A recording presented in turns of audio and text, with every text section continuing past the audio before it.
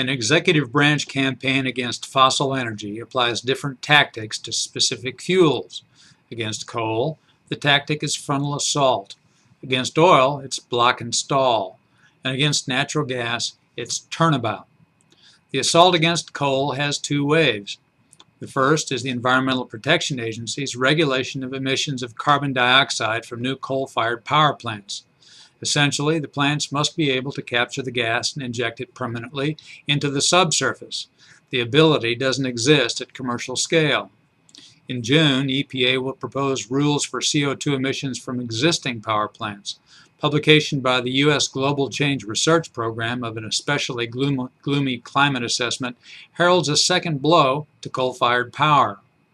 The administration wants to finish its crackdown on coal before President Barack Obama leaves office. That way, the next president will answer for rising electricity prices without being able to do anything about them.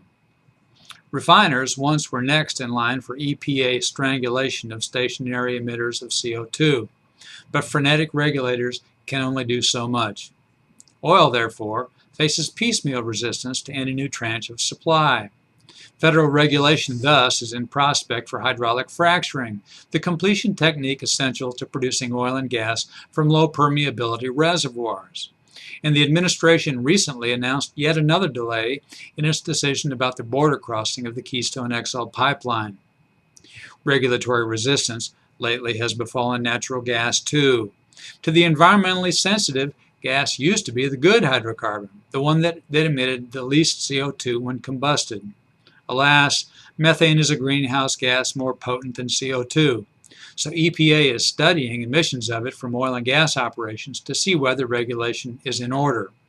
The agency will, of course, determine that regulation is in order. So tactics vary in relation to the carbon-hydrogen ratio of the fuel, but the strategy is consistent. If it contains carbon, banish it from the energy market. All the campaign needs is a scapegoat to blame for the costs.